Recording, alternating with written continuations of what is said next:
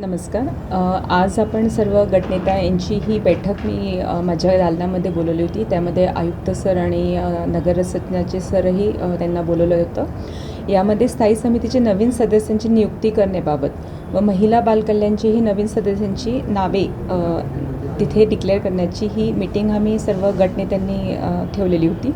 त्यामध्ये नगर सचिवांनी आम्हाला सर्व ते हे समजून सांगितलं, वाचून दाखवलं की कितीही आमचा जो नंबरिंग आहे तो किती इथे बसतो, म्हणजे नंबर प्रत्येक याच्यानुसार किती नंबर आमचे इथे सदस्य येऊ शकतात प्रत्येक याचे पक्षाचे.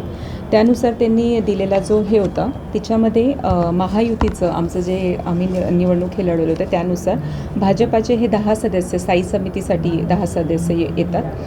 शिवसेनेचे 5 सदस्य त्यात येतात.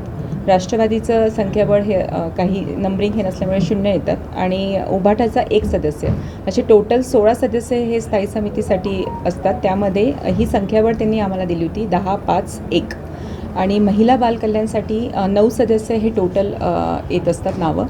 हे नावं त्याच्यामध्ये डिस्ट्रीब्युशन त्यांनी आम्हाला असं समजून सांगितलं की भाजपाचे महायुतीनुसार 5 सदस्य, शिवसेनेचे 3 सदस्य, पुन्हा राष्ट्रवादीचे 0 आणि उभाटाचे 1, असे टोटल 9 सदस्य. हे आम्ही सर्व गटनेत्यांच्या याच्यामध्ये हे आम्ही सर्वांनी मंजूर झालं आहे की ह्या संख्याबळाने आम्हाला पुढील नावं येत्या 16 तारखेला विशेष महासभाचे नियोजन आम्ही केलं आहे 11 वाजता. त्या जेव्हा ती मीटिंग चालू होईल महासभा, त्यामध्ये बंद पाकिटाच्या सभेच्या आधी हे नावं आमच्या तिथे सादर सर्वे करणार आहेत गटनेता आणि त्या सभेमध्ये हे नावं आम्ही डिक्लेअर करणार आहोत. या सदस्यांमधून सभापतीची पण निवड केली जाईल? नाही, ही जी मीटिंग राहणार आहे त्या दिवशी ही फक्त सदस्यांचे नावं हे त्या दिवशी डिक्लेअर होणार आहेत. ही जी मीटिंग आहे सभापतीची जी घोषणा असते त्याचा एक प्रोग्राम लागत असतो. तो प्रोग्राम आपले नगर सचिव साहेब हे वरतून लावतील आणि त्यानुसार ती तारीख आपल्याला डिक्लेअर होईल आणि त्या तारखेला ते नाव तिथे याचं डिक्लेअर होईल.